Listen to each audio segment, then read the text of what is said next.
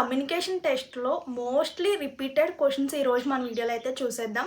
Skip చేయకుండా video ఫుల్‌గా చూడండి. కమ్యూనికేషన్ టెస్ట్‌లో ఎక్కువగా ఏ టైప్ ఆఫ్ క్వెషన్స్ అడుగుతున్నారో, సో వాటికి సింపుల్‌గా ఇంగ్లీష్‌లో ఎలా మాట్లాడాలో కూడా చూసేద్దాం.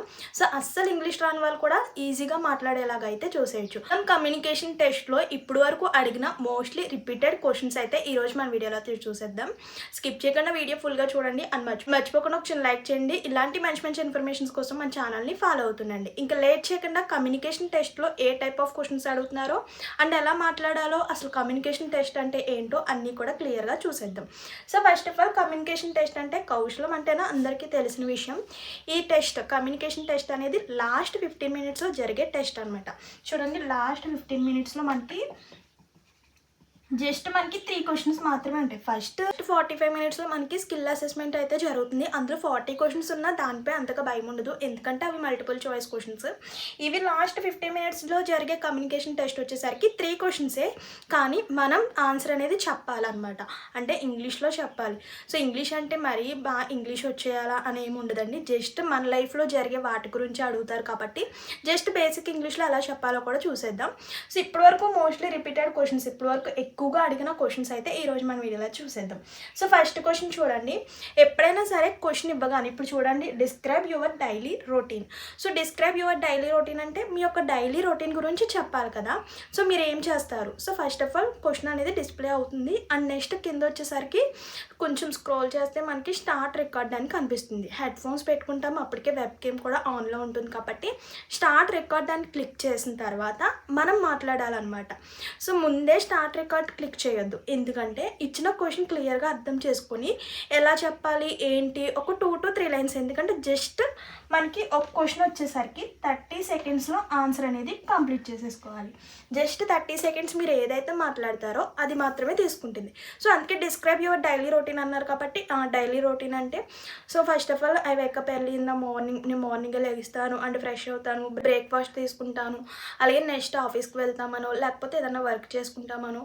సో ఇలా జస్ట్ 2 to 3 లైన్స్ వరకు వచ్చేలాగా కొంచెం డిసైడ్ అయ్యి తర్వాత మీరు స్టార్ట్ రికార్డ్ క్లిక్ చేస్తే వెంటనే చెప్పడానికి ఉంటుంది. అండ్ ఆ టైం కూడా వెళ్ళిపోతుంది కాబట్టి సో వెంటనే చెప్పడానికి ఉంటుంది అనమాట.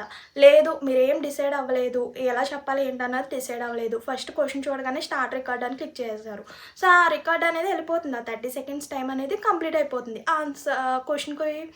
ఆ క్వశ్చన్ కంప్లీట్ అయిపోతుంది. నెక్స్ట్ క్వశ్చన్ వచ్చేస్తుంది. సో అందుకే ఫస్ట్ ఆఫ్ ఆల్ ఇచ్చిన క్వశ్చన్ క్లియర్గా అర్థం చేసుకుని ఎలా చెప్పాలి ఏంటన్నది డిసైడ్ అయ్యి తర్వాత స్టార్ట్ రికార్డ్ క్లిక్ చేసి మీరు చెప్పండి. ఇది ఎలా అంటే జస్ట్ ఇంటర్వ్యూ టైప్ అనమాట. ఇంటర్వ్యూలో పర్సన్ ఉంటారు, ఇక్కడ పర్సన్ ఉండరు. మనం సిస్టమ్ ముందు కూర్చొని సో మిర్రర్లో సిస్టంలో మనం కూడా కనిపిస్తాం అనమాట. మనల్ని మనం చూస్తూ చెప్పాలి. కాన్ఫిడెంట్ లెవెల్తో చెప్పండి. అంటే సో జస్ట్ బేసిక్ ఇంగ్లీష్లో డైలీ జరిగే మీ లైఫ్ గురించే కాబట్టి కాన్ఫిడెంట్గా చెప్పండి. అంటే అటు ఇటు చూసుకుంటూ కింద చూస్తూ అలా కాకుండా కాన్ఫిడెంట్గా వెబ్ కేమ్ చూస్తూ చెప్పండి. సో ఫస్ట్ క్వశ్చన్స్ చూద్దాం, తర్వాత వీటికి ఆన్సర్స్ ఎలా ఇవ్వాలి కూడా చూసేద్దాం. క్వశ్చన్స్ చూద్దాం, ఇంపార్టెంట్ అంటే ఎక్కువగా అడిగిన క్వశ్చన్స్ అయితే చూద్దాం. తర్వాత సో వాటికి ఆన్సర్ ఎలా చెప్పాలనేది కూడా చూసేద్దాం. సో ఫస్ట్ వచ్చేసరికి చెప్పాను కదా డైలీ రొటీన్. సో మీ యొక్క డైలీ రొటీన్ గురించి ఎక్స్ప్లెయిన్ చేయాలి. సో నెక్స్ట్ సెకండ్ క్వశ్చన్ చూడండి. Do you like travelling? So travelling అంటే మీకు ఇష్టమేనా, అది ఎందుకు అని కూడా అడుగుతున్నాడు. చూడండి, do you like travelling and ఎందుకు. సో ట్రావెలింగ్ అంటే ఇష్టం లేని వారు ఎవరు ఉంటారు? ట్రావెలింగ్ అంటే అందరికీ ఇష్టమే. ఐ లైక్ దిస్ ట్రావెలింగ్ అంటాం. సో నెక్స్ట్ బికాజ్, ఎందుకు అని అడుగుతున్నాడు కాబట్టి ఎందుకంటే ప్లేసెస్ని ఎక్స్ప్లోర్ చేయొచ్చు అండ్ అలాగే కొత్త కొత్త ఎక్స్పీరియన్స్ని చూడొచ్చు. అంటే సో కొత్త పీపుల్ని చూడొచ్చు, అలాగే అక్కడ ఉన్న కల్చర్, అలాగే సో ఇవన్నది డిస్కస్ చేయడమే. So next why is team work important. చూడండి, why is team work important అని అడుగుతున్నాడు. టీమ్ వర్క్ అసలు ఎందుకు ఇంపార్టెంట్? టీమ్ వర్క్ అంటే కొంతమంది గ్యాదర్ అయ్యి అందరూ కలిసి వర్క్ అనేది కంప్లీట్ చేస్తారు కదా. సో టీమ్ వర్క్ అంటేనే మనకి వర్క్ ప్రెషర్ అనేది తగ్గుతుంది, అలాగే ఐడియాస్ని కూడా మనం షేర్ చేసుకోవచ్చు, ఒకరికొకరికి హెల్ప్ చేసుకోవచ్చు, వర్క్ లోడ్ అనేది తగ్గుతుంది, మనకి అంత స్ట్రెస్ అండ్ ప్రెషర్ కూడా ఉండదు అనమాట. సో దానివల్ల టీమ్ వర్క్ వల్ల ఇంపార్టెన్స్ అయితే అవ్వనమాట. సో వీటికి ఇంగ్లీష్లో ఆన్సర్స్ కూడా చూసేద్దాం. నెక్స్ట్ ఫోర్త్ క్వశ్చన్ చూడండి. What do usually do in the evening? So evening time మీరు ఏం చేస్తారు? ఈవినింగ్ టైం అంటే జస్ట్ ఏదన్నా వర్క్ చేసుకోవడము, లేకపోతే వాకింగ్కి వెళ్తాము, సమ్ బ్రేక్ తీసుకుంటాము, స్నాక్స్ తింటాము, అలాగే ఫ్రెండ్స్ అండ్ ఫ్యామిలీ మెంబర్స్తో టైం స్పెండ్ చేస్తాము, ఇలా సమ్ చెప్పాలన్నమాట. నెక్స్ట్ వచ్చేసరికి ఎందుకంటే మనం జస్ట్ 2 to 3 లైన్స్ వచ్చేలా చెప్పండి, ఎందుకంటే 30 సెకండ్స్లో ఆన్సర్ కంప్లీట్ అయిపోవాలి కాబట్టి సింపుల్గా ఇంగ్లీష్లో సింపుల్ సెంటెన్స్తో మనం చెప్పాలి అనమాట. So next, do you live in a village or city? So మీరు విలేజ్లో ఉంటారా లేదా సిటీలో ఉంటారా అని అడుగుతున్నారు. సో వాటి గురించి ఎక్స్ప్లెయిన్ చేయాలి. ఓకే, మీరు విలేజ్లో ఉంటే కనుక సో అక్కడ కల్చర్ ఎలా ఉంటుంది, మీ యొక్క ఎక్స్పీరియన్స్ ఏంటి అన్నది చెప్పాలి, అంటే విలేజ్లో ఉంటే. సో ఒకవేళ సిటీస్లో ఉంటే సిటీస్ గురించి కొంచెం ఎక్స్ప్లెయిన్ చేయండి. విన్ ఏ విలేజ్ అంటాము, సో ఆ విలేజ్ గురించి కూడా కొంచెం ఎక్స్ప్లెయిన్ చేస్తే మనకి 2 లైన్స్ అలా వస్తుంది అనమాట. నెక్స్ట్ క్వశ్చన్ చూడండి, what are your main strengths? మీ యొక్క మెయిన్ స్ట్రెంగ్స్ అయితే చెప్పాలి. సో స్ట్రెంగ్స్ వచ్చేసరికి కొంచెం ప్రొఫెషనల్గా ఉండేలాగా, ఏ ఆన్సర్ అయినా సరే కొంచెం ప్రొఫెషనల్గా ఉండేలాగా చెప్పాలి, ఎందుకంటే మరీ పర్సనల్ కాకుండా కొంచెం ప్రొఫెషనల్గా ఉండేలాగా ఆన్సర్ ఇవ్వడానికి ట్రై చేయండి. సో మెయిన్ స్ట్రెంగ్స్ అడుగుతున్నాడు కాబట్టి ఇందులో స్ట్రెంగ్స్ వచ్చేసరికి హానెస్టీ, ఐ ఆమ్ హానెస్టీ, అంటే పేషెన్స్ అంటే ఓపికతో ఉంటాను, అలాగే ఐ ఆమ్ హార్డ్ వర్కర్, ఇలా కొంచెం ప్రొఫెషనల్గా ఉండేలాగా చెప్పండి. సో చూద్దాం. Next question, how do you use a computer and the internet in your life? In your daily లైఫ్లో మీ యొక్క కంప్యూటర్ అలాగే ఇంటర్నెట్ని ఎలా యూజ్ చేస్తారు అని అడుగుతున్నారు. కంప్యూటర్ ఎలా యూజ్ చేస్తారు అన్నది చెప్పాలి. So next, tell me about your best friend. మీ యొక్క బెస్ట్ ఫ్రెండ్ గురించి చెప్పమంటున్నాడు. సో ఫస్ట్ ఆఫ్ ఆల్ మీ యొక్క బెస్ట్ ఫ్రెండ్ నేమ్ చెప్పండి. My best friend name is Sunitha అలాగా. సో తన యొక్క మీరు అంటే ఇద్దరు కలిసి ఏమేమి చేస్తారంటే, సో మా బెస్ట్ ఫ్రెండ్ వచ్చేసరికి నాకు చాలా మోటివేట్ చేస్తుంది అండ్ సపోర్ట్గా ఉంటుంది. సో ఇలా మనం సింపుల్ సెంటెన్స్లో చెప్తే సరిపోతుంది అనమాట, సింపుల్ ఇంగ్లీష్ సెంటెన్స్లో చెప్తే సరిపోతుంది అనమాట. సో ఇప్పుడు ఈ 8 క్వశ్చన్స్కి సింపుల్గా ఇంగ్లీష్లో ఎలా మాట్లాడాలో చూసేద్దాం. క్వశ్చన్స్కి ఆన్సర్ అయితే చూసేద్దాం. మోస్ట్లీ రిపీటెడ్ క్వశ్చన్స్ అండి ఇవన్నీ కూడా. డిస్క్రైబ్ యువర్ డైలీ రొటీన్ అంటున్నారు కాబట్టి మీ యొక్క డైలీ రొటీన్ గురించి ఎలా అయితే ఉంటుందో. సో డైలీ అంటే wake up early in the morning, get ready for the day, ఆ డే రెడీ అవుతాము. సో బ్రేక్ఫాస్ట్ తీసుకుంటాము, ఆఫీస్ అయితే ఆఫీసు, కాలేజ్ అయితే కాలేజ్కి వెళ్తాము అండ్ వర్క్ ఫినిష్ చేసుకుంటాము, మళ్ళీ ఈవినింగ్ వస్తాము. ఇలా మన యొక్క డైలీ రొటీన్ అయితే ఇలా ఉంటుంది కదా, దాన్ని మనం ఇంగ్లీష్లో ఎలా చెప్పాలో చూడండి. I wake up early in the morning and get ready for the day. After breakfast I go to college.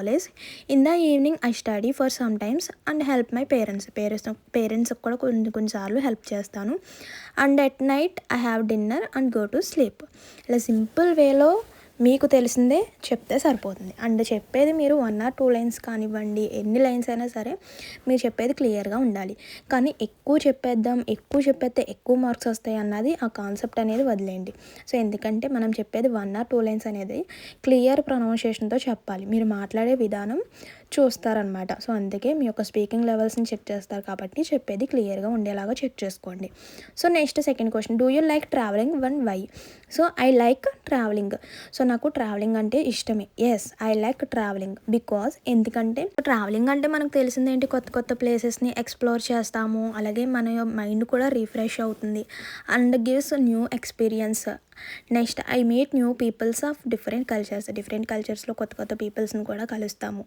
ఇలా మనం సింపుల్ వేలో చెప్పాలన్నమాట. చూడండి ఫైనల్గా answer, yes I like travelling because it help me explore new places and cultures. It refresh my mind and give new experience. I meet new peoples of different cultures. ఇలా చెప్తే సరిపోతుంది అనమాట.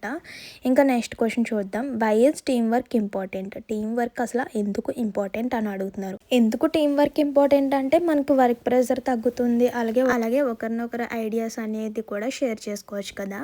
సో ఇలా team work గురించి కొంచెం positive సెంటెన్స్లో మనం answer అనేది చెప్పాలి. అంటే మనం చెప్పే ఆన్సర్ ఎక్కడ కూడా నెగిటివ్గా ఉండకూడదు అనమాట, అండ్ ఎమోషనల్గా నెగిటివ్గా ఎక్కడ ఉండకూడదు అనమాట. ఎలాంటి క్వశ్చన్స్కి ఆన్సర్ చెప్పినా కూడా ఎప్పుడు కూడా పాజిటివ్గా ఉండేలాగా చెప్పండి అండ్ కొంచెం ప్రొఫెషనల్గా ఉండేలాగా చెప్పండి. చూడండి టీమ్ వర్క్ గురించి చెప్దాం. Team work is most important because ఎందుకంటే it helps people work together efficiently. అందరూ కలిసి వర్క్ చేసుకోవడానికి. Sharing ideas improve results and reduce work load. Team work builds unity and trust. It helps sharing the workloads and reducing stress and pressure. ఇలా simple వేలో చెప్తే సరిపోతుంది. So next question, ఏ question అయినా సరే question క్లియర్గా అర్థం చేసుకోండి. So what do usually do in the evening time మీరు ఏం చేస్తారు? సో ఇన్ ద ఈవినింగ్ చెప్పాను కదా, క్వశ్చన్లో సెంటెన్స్ అనేది ఫస్ట్ ఆఫ్ ఆల్ ఆ సెంటెన్స్ అనేది యూజ్ చేయండి. సో ఈవినింగ్ గురించి అడుగుతున్నారు కాబట్టి in the evening. In the క్వశ్చన్లో టీమ్ వర్క్ గురించి అడుగుతున్నారు కాబట్టి team work is most important అన్నాము. అలాగే ట్రావెలింగ్ ఇష్టం అంటే ఐ లైక్ ట్రావెలింగ్. ఇలా ఫస్ట్ ఆఫ్ ఆల్ ఇచ్చిన క్వశ్చన్లో అది క్లియర్గా ఆన్సర్ ఇవ్వండి.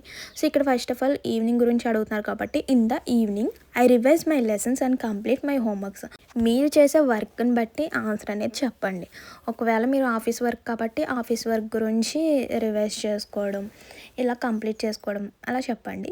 Some times I play outdoor games. ఒక్కొక్కసారి అయితే అవుట్డోర్ గేమ్స్కి వెళ్తాను. ఒకవేళ మీరు ఒక షార్ట్ వాకింగ్కి వెళ్తాను, లేకపోతే ఫ్యామిలీ మెంబర్స్తో టైం స్పెండ్ చేస్తాను. సో ఇలా చెప్పాలన్నమాట. సో ఇక్కడ ఏం చెప్తున్నా, ఐ ప్లే అవుట్డోర్ గేమ్స్. ఒక్కొక్కసారి అవుట్డోర్ గేమ్స్కి కూడా వెళ్తాను, లేదంటే వాచింగ్ టెలివిజన్ టీవీ కూడా చూస్తాను. It help me relax a long day. ఇలా రిలాక్స్ అవుతాం. ఇలా ఈవినింగ్ టైం అనేది టైం స్పెండ్ చేస్తాం. సో నెక్స్ట్ క్వశ్చన్ చూద్దాం. Do you live in a village or city? So మీరు విలేజ్లో ఉంటున్నారా లేదంటే సిటీలో ఉంటున్నారా? డిస్క్రైబ్ ఇట్ అంటున్నాడు. సో డిస్క్రైబ్ చేయమంటున్నాడు. ఒకవేళ విలేజ్లో ఉంటే I live in a village, ఒకవేళ సిటీలో ఉంటే I live in A city. So దాని గురించి కొంచెం ప్లేసెస్ గురించి, వీటన్నిటి గురించి, ఆ యొక్క విలేజ్ లైఫ్ ఎలా ఉంటుంది, సిటీ లైఫ్ అయితే ఎలా ఉంటుంది ఏంటన్నది డిస్క్రైబ్ చేయాలి.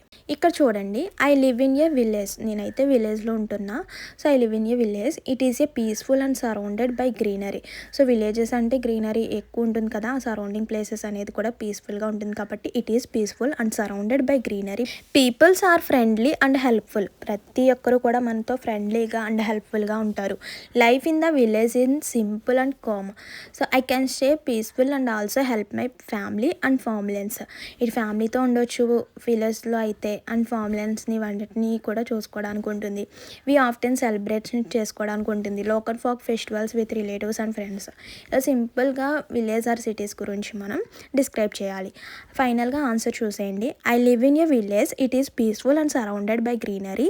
People are friendly and helpful.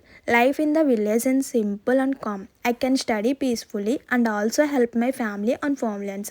We often celebrate local folk festivals with relatives and friends.